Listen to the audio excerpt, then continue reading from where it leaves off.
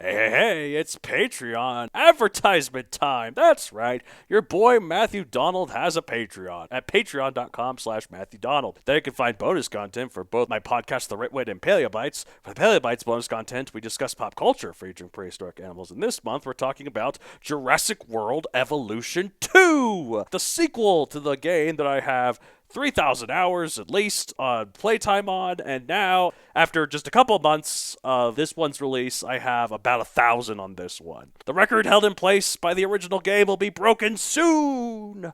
It's great. Improved upon the original in pretty much every way. Good stuff. Link is in the description before you can sign up to the Patreon. Thank you for your support, and have a wonderful day. I have to do that differently every time. I mean, I don't have to, but I choose to. Why do I bring this on myself? Roar, growl, snarl, bellow. Welcome to Paleobites, the podcast that puts the stink in extinct. My name is Matthew Dahl, and each week I and a rotating series of guest co-hosts talk about and rate a genus of prehistoric animal, be it dinosaur, mammal, arthropod, and so on. This week I'm joined by someone who you should really buy her tea, because her tea's really cool. Aww. She's got this episode is officially sponsored by the Quirky Kettle, I'm going to say. Sure. Do I have to pay you? No. I'll pay you in tea. Okay, yes, Yeah. I'll take that. Okay, yeah. Sweet. All right, it's Lexi Ryan. How are you? Hello, I'm good. Yes, well, you know, we like to help each other out here. Yes, absolutely. Yeah. I subscribe to your Patreon. You Yes. support me in my tea business. Yes, indeed. Yes. If your tea ever has a Patreon, which I don't think tea companies do, but if they did, I would support your Patreon. If I'm so successful, I make a podcast about how to do this. Yeah. I love Good to how know. you're implying that your success dictates whether or not you have a podcast. I mean, I feel like it's no, it's not a podcast, Matt. Yes. A Patreon. I guess That's what it is. When Yes, you yes. have a Patreon, when you trust that you have enough fans to commit to a Patreon, It's like big leagues. yes. I would say so. But So dinosaur-related question. If you had to make you're thinking about making a Jurassic Park themed tea. I am. Okay. But, like, Jurassic Park has, like, that has the benefit of amber as one of Yeah, its so themes. we talked about that. It would be amber for Yeah. sure, but like, what are the underlying things? I'd probably have to research and watch it a little bit more. Probably make sure there's a lot of greenery in there. Yeah, greenery, See like, if, do you know probably what- like a green tea. Yeah, no, green Like, tea for sure. yeah. Green tea with no amber grass. I don't know if rocks. grass goes in tea at all, but no grass because grass didn't evolve back then yet. Yeah, well, and it depends on the angle I would want to go. Am I going for sweet, like I imagine herbivores, earthy too or because, am I because going of, like, for fossils. like you a know? carnivore, or I almost said, or one that breathes fire, because that's true. Because I Yeah. have red hots I could add, but anyway, I digress. Yeah, no, most dinosaurs breathe yeah. fire, absolutely. So yeah. Definitely a green tea with amber rocks, and I think I'm gonna go for like a spicy one, and go specifically like maybe label it like T-Rex. Nice. And like spicy green tea with amber, so it's sweet and spicy. You see, that's Yes. Well, I'm trying to think what's sweet about a T-Rex, though, because, like, it doesn't eat the greens, I guess. well, the amber is what makes it sweet. I guess that's so true. For the Jurassic Park version. Yeah. Yes. So. yeah, well, because the amber has something to do with the Tyrannosaurus Rex, right? Because Yes. doesn't it? Well, in Jurassic Park, yes. And Yeah. to be fair, we have found... Well, it's not so much like... It's specifically Jurassic Park because it's like we found mosquitoes trapped in amber that have the dinosaur DNA in them. We have found mosquitoes trapped in amber. If there's dinosaur DNA in them, it's long decayed by this point. Because... That makes sense. So that's why that movie can't happen. But to be fair, when Michael Crichton was originally writing the book, the concept of DNA decaying was not a thing yet. Right. It was only looked into It's later. still so crazy that paleontology is still evolving so much. Oh, yeah. Consider, I mean, like, when did that become an official profession? Like 100 years ago? Oh, so 150 years. 150? Probably since from the very beginning, like when it was Gideon Mantell. I mean, like, when people started being paid. well, to, even like, before do this. dinosaurs, there were paleontologists, like mammoths and other mammals. Was were that still huge. called paleontology? Yeah. Okay. Okay, hold on. I'm going to look at this on air because I'm a professional. When was the Yeah, we're term about education. paleontology first used? Yeah, make sure you find a really credible source like Wikipedia. Yes. You know. In 1822, the word paleontology was used by the editor of a French scientific journal referred to the study of ancient living organisms through fossils. In the first half of the 19th century saw geological and paleontological activity become increasingly well organized with the growth of geological studies and museums and increasing number of professional geologists and fossil specialists. So it was a Frenchman. It was a Frenchman. Grand de Pepper. Yeah, Bonjour, Miss Mademoiselle of Paleobites. So paleontology, even though it's not a French word, that's Greek or Paleontology. paleontology. G. Yes. Well, anyway. Yeah, there you go. That's your dinosaur tea. Yeah. Okay. Well, okay. Here's. I think you can answer this pretty quickly because it segues into the topic we're going to talk about here. Yes. If you had to do a cat tea. Oh my gosh.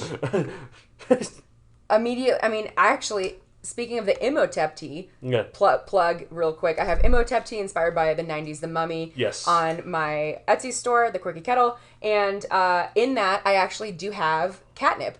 Yeah. Now, catnip is not something that... It's not like a drug. Humans can have it. It's people... Luna, my cat, actually doesn't...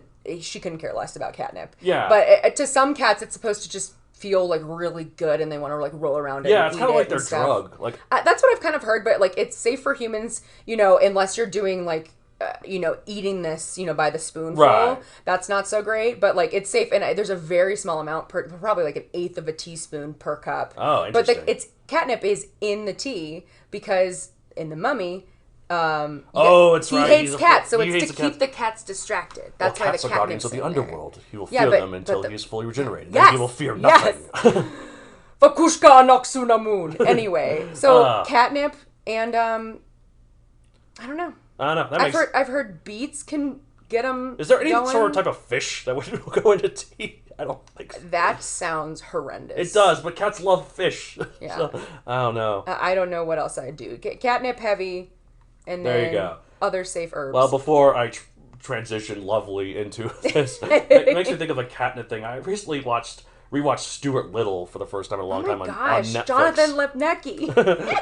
And like there's a line that I definitely didn't catch when I was a kid when the alley cat is first taking Snowbell to see his boss, the Snowbell, who's the cat there, of course, voiced by Nathan Lane, so it's great. I haven't seen this movie in like 20 years. Okay, but he's like, they're alley cats. They're God, I'm mean, so they're old. vicious, they're all high on catnip, is what they Yes. say. Okay. Yeah. So- No, I mean, there's even a joke in like the second Shrek where Yeah. little Puss in Boots is getting caught in like far, far away, and there's like they're on like the cops. Yes. Like commercial, And and, they cast the there's drug. like, "What's this?" And he's like, "That's not mine." Like, yeah, that's it's pretty catnip. good. Anyway, so talking about Proailurus, or the before cat. What? Say it again. Proailurus. Proailurus. So does that mean before something? Before cat. Before cat. Yeah. Okay. Type is a felid, and in fact the first true felid, and thus the first true cat known in history. Size 3.3 feet / 1 meter long, 22 pounds or 10 kilograms. Oh my God, this is the size of my cat. Well, she's not 22 I was pounds. gonna say but- she's not 3 feet long, Yeah, is she? no, but like this. I'm sorry. When I was doing it with my arms, I was just realizing like this. I was picturing something we were going to talk about, like Mondo size or something. Yeah, But, no, like again, the way I like to think about 3 feet is that's about the length of your arm. Yeah. So, because like most humans are almost a perfect square when you. Yeah, do I the do have classic- a friend who can't touch his elbows because his arms are short. Ooh, ask if he can lick his elbow because I don't think. Oh, can he? because I found Okay. people say, oh, you can't lick your elbows. People who can lick their elbows tend to have short arms, less of a Interesting. reach. I feel like it's insensitive, but I'm gonna try working. No, in there. I did that once when I was a kid. I had this theory. There was this kid with short arms. Like, hey, can you lick your elbow? He's like, sure, and he just did it. I'm like, whoa! Wow! Look at the freak. No, just kidding. I'm totally kidding. Yeah, but anyway, so diet carnivore, like most cats. Time late Oligocene to early Miocene, 26 to 24 million years ago. Okay. So about a third of the way back between when the dinosaurs died and now. So yeah, Remember, 66 million. 66. Even though most people say 65. Oh man, I'm so proud of happy me? you said that. Yeah. Oh, that's such a good thing because most of us have to just basically say, yeah, it's 65. And to be fair, some people say it's 65.5 million years ago. So, I mean, who can really say? Right. 65 is a nice round number. But it's incorrect. I mean, to a point. Actually, I've talked about this on the show before. So I finally reveal in the 4th Megazoic book, sort of spoiler, but not really, I guess, that it takes place 65 million years ago, because the part of the final book. Yeah, you did tell me about Yeah, this. but I mean, it's like part of the final book is like, oh, this could be the end. And if I said 66 million years ago, like it would be actually, people would be like, oh, they're safe. There's a million years left. Yeah. So. Yeah, that makes sense. So. The times we have to be inaccurate on purpose because people are dumb.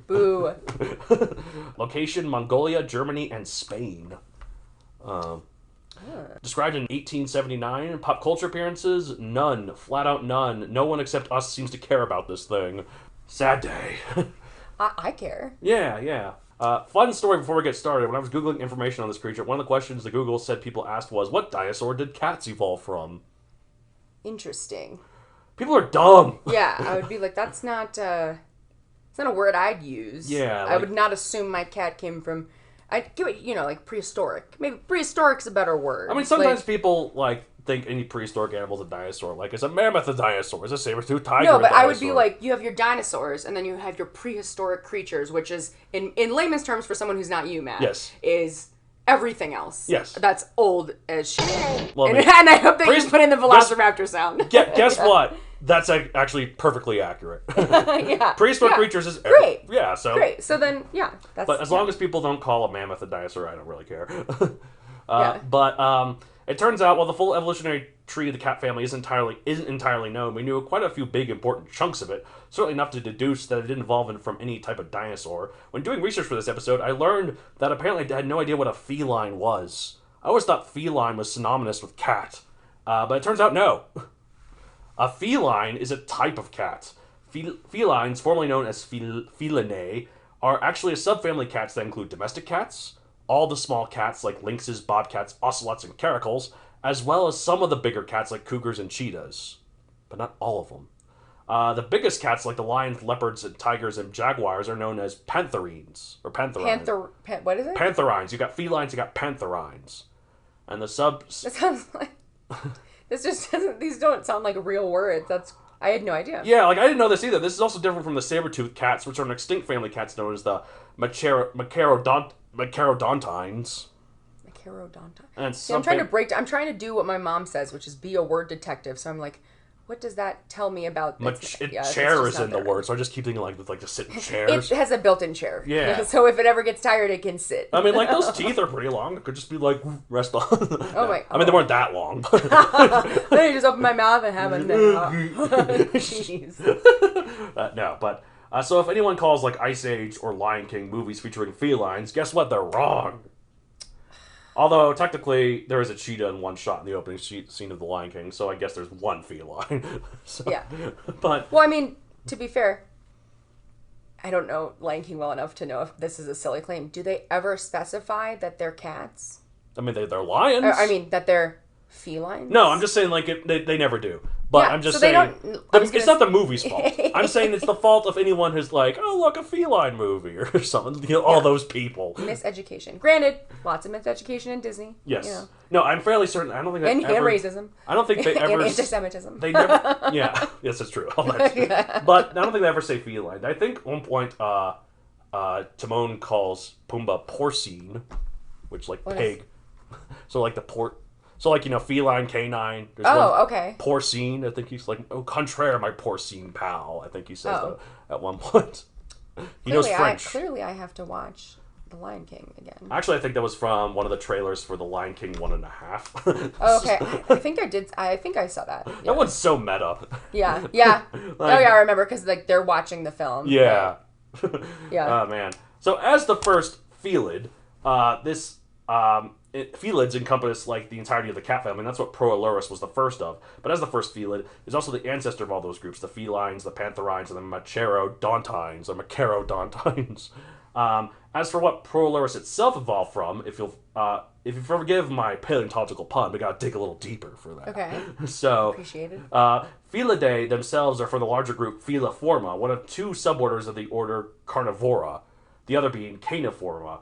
In case you can't tell by their names, the Feliform are basically the cats or cat-like carnivores such as mongooses, meerkats, hyenas, and fusas. You know fusas? You ever seen Madagascar? No, actually. I mean, the first one's not great. Second one's better. Well, don't even bother. Yeah. Yeah. First one's just a bunch of references to other better movies. Oh. Yeah. Second one is its own kind of forms on more on its own. Referential humor is all right, but yeah, but it's just basically just that. Yeah. Caeniform are the dogs and dog-like carnivores such as bears, wolverines, raccoons, seals, and sea lions. We could go on for hours about all these categories and groups and the whole of the carnivora or whole order of mammals evolved from. But we don't have time for now, given that the show will definitely go on forever. We'll get to it at some point. Kind of like that infinite monkey theorem. Have you heard of the infinite monkey theorem? No, but I know there's a bar around here called that. Okay, so it basically... No, it's wine. Infinite Monkey Theorem. Isn't that a wine? Maybe. I wouldn't know. Wine? But, given an infinite amount of time, a bunch of monkeys slamming their hands randomly on a bunch of typewriters will eventually write Shakespeare, A Christmas Carol, Harry Potter, my Megazoic books, or any and all Twitter posts, and every other combination of words and letters. It basically is this sort of philosophical argument about how if the probability of something isn't zero, given infinite time, it will happen. Yeah, I remember that very well, because I remember when I was in high school and I made that kind of point. Yeah. It's similar to what Hermione says in Harry Potter, where she's like, if you're only, gosh, I'm going to butcher this, but she says something about the stone and the resurrection stone. Yeah, the resurrection stone, And he's like, that's just a myth. And she's like, just because no one's found it doesn't mean that it's not true. Right. Like, there's such a huge... again, the answer is not zero. Exactly. But the point of this is, since given infinite time, anything that isn't zero is one. It's forever. Yeah. Basically, it means the probability of anything is always either 0 or 1. Now, in all honesty, it means absolutely nothing, because of course it's either 0 or 1. Either it happens or it doesn't. Get a job, philosophers. But the point is, given infinite time, this podcast will eventually cover every single prehistoric organism in great detail, eventually. Are you... organism? So, I've opened it up to some plants amoebas? and some... I did do an episode on Luca, the last universal common ancestor. Okay, because I would be down with an amoeba episode. Okay, if that ever I will happens. find a notable amoeba episode. Yeah, it's because I don't know if you know if that counts, but it's because of the amoeba boys on Powerpuff Girls. They all talk like this, I think, kind of like, see. If I find a prehistoric amoeba, I will the whole podcast like that. See, it's a cat. I mean, I do know that for Volcanodon. My friend Lawrence and I, who's a big Star Trek nerd, we talked all Vulcan's speech. Yes. Those ears. Yep. Yeah, that was the thing about them that was notable. Yeah. But, anyways, where was I? Oh, yeah, Feliforma. That split in the order of Carnivora between Feliforma and Caeniforma seemed to happen roughly 42 million years ago in the mid-Eocene, 17 million years before this one, Proailurus. And say it again one more time. Feliformia and Caeniformia. Feliformia almost sounds like a phobia. Oh, yeah. Well, I'm afraid of touching. I'm afraid of touching things. It does kind of sound like that. But no, Fela like cat and Formia like got it. form, Okay. like physical Got form. it. That makes sense. And Cana like dog. So their ancestors split 42 million years ago, which is 17 million years before this. The precursors to Feliforma remained forest-dwelling arboreal or semi-arboreal ambush hunters. You know what arboreal means? This is triggering. No, but I feel like we touched on this maybe. It's before. I like how you say it's triggering. I know you mean like it's triggering a memory, but it's like, oh, how dare you say arboreal? No. My family was killed by an arborealist. No. I just feel like I've heard that before, but it's very specific. It means climbing on trees. Okay. So we talked about this in the sloth episode. Yes. So okay, so while the precursors to Caeniforma were more mobile, opportunistic hunters that could thrive in open spaces, the line between the earliest Feliforma and Proailurus remains a mystery, though. Maybe there were some dinosaurs in the middle there, proving those Google searches right. Probably not, though. I mean, definitely not. But that's still pretty cool, like the whole history behind it. The reason why I'm not really talking about the animal itself, because there really isn't much more about the animal itself to know, other than it was just pretty kitty. It was just a pretty kitty. It did have a bit of a, according to this picture, did have a bit of a longer snout than most cats. I mean, how accurate is the source? I don't know. It's based off of the fossils, I guess. Look at that thing. That's kind of a much longer snout than a cat has nowadays. This disappeared. This looks very similar to something I saw at the Smithsonian recently. But we believe Proailurus to be basically just like a standard jungle cat, like fully arboreal, leaping from tree to tree, feeding on insects, smaller animals, birds, mammals. That's basically it. It's basically like it's a cat, and that shows like with the first cat is still basically a cat. That shows that cats work pretty well. Yeah. No need to change. I mean, they don't work very at all, but I get what you're saying. They function exactly as the way they're supposed to. Just like my cat's a lazy kitty. Yeah, but they don't have a job. They don't go 9 to 5. Yeah, I meant not even by a job, but she doesn't have a job either. That's slacker. Living off the government. And by the government I mean your income. Yes. Yeah, she's lucky. This is a lexicracy. The government here is a lexicracy. I don't know the word, so I'm just I will agree it's with your whatever name you plus say. cracy, like democracy or like lexicracy. That just sounds like secrecy. Lexicracy. Yeah, well, that's the government your cat lives in, a lexicracy. Yeah, if I ever had a secret, it's a lexicracy. You could say, I have a lex-secret. That sounds so bad. Yeah, that does sound bad. Never say anyone that you have a lex-secret. Nope. I'm assuming you haven't so far. Keep doing that. Yes. Anyways. I will. Let's rate Proailurus 1 out of 65 million. I don't know. I mean, it's more like interesting in like what it led up to and how it got to the way it was. But on its own, it's just a cat. I don't know. Yeah, it's an underwhelming cat. Yeah. I mean, it's 3 feet long. That's pretty big. That's pretty big, but it's not my cat. It's not your cat. It's no Luna. Luna. Oh, wait. Do you mind if I say the name of the cat on the podcast? Yeah, no, that's fine. Okay. Luna, where are you? It's a very common cat name. Okay. Especially for Russian blues. I guess that's true. Yeah. Apparently, it's a Sailor Moon thing. Did not know. Oh, really? I never really watched Sam. I never watched anime. I didn't either. I have a Sailor Moon suitcase, but I never watched it. Mm-hmm. Yeah, I don't know what I would say. Probably... I don't know, like 20 million. I'll just say my cat's 4 years, so probably 4. Oh, 4 million. Yeah. Ah, harsh. I don't know if I'm going to say that. I'm going to double yours. 8 million. So, 8 million. Okay. So, yeah. Still single digits. Yeah, okay, wow, 9.9 million. Because, yeah. I don't know, I think it's still a little harsh, but... Well, it's not like it sucks. It's still getting 4 million. What do you feel like? That's true. 4 million, if anything, is pretty good. Yeah. If you had $4 million, you'd be a happy lad. Hell, even 4 million cents is, I think, $4,000? Don't make me do math. $40,000. Yeah. Yeah, okay. I sure. think. So, I think. I have been smoking, and I will not be able to... I also have math anxiety, so... Yeah. I find some math interesting, but not... I don't No, like even when I play Dungeons math. and Dragons and, like, very simple dice math, if someone's on the... Like, someone's looking at me and they need me to do the addition, I'll just, like, freeze up and my brain will forget how to do things. I like simple addition, but, like, I don't know, some of the more stuff, like... Apparently the largest definable number is called Graham's number. And I'm like... How is that the largest definable number? Shouldn't it be Graham's number plus 1? Oh, that's not... Oh, then Graham's number plus 2. Graham's number to the power of Maybe Graham's it's like number. Infinity, when people are like, infinity plus 1. Like, yeah. doesn't make no sense, yeah. Because, like, math. And, like, apparently there's different types of infinity. There's absolute infinity. There's irrational infinity. There's, like, all this other stuff. Infinity. There's, like, semi-infinity. Because when you get those numbers that are just so unfathomably big, you start... Infinity is already big. It's infinity. Well, like... So, weird. It's like, okay, so Google is obviously a pretty big number. Like, it's 10 to the power of 100. Google? Yeah, like the search engine. It's named after an actual number. Oh, I didn't know that. Yeah, Google... Actually, it's spelled differently. It's Google. Sorry. Wow, you have been smoking. I know. Well, on that note, can I get a beverage really quick? Yes, of course. Okay. Sorry. All right, well, actually, that's basically all I was going to say. So that's it for this week. Google. If you want to get a hold of the show, you can contact us at mattd@matthewdonalcreator.com for each of the questions to either co-host. You can find me on social media at MatthewDonaldCreator on Facebook, at MatthewDonald64 on Twitter, and MatthewDonald64 on Instagram. Lexi, where can they find you? On Instagram, it's LexiTate44. LexiTate44, indeed. And in terms of the thing I'm going to plug first, I have a book series on Amazon, Megazoic, available for print and Kindle. No Proailurus in it, because that's well after when that book took place. I feel a sneeze. I don't have COVID. Oh, I've scared it.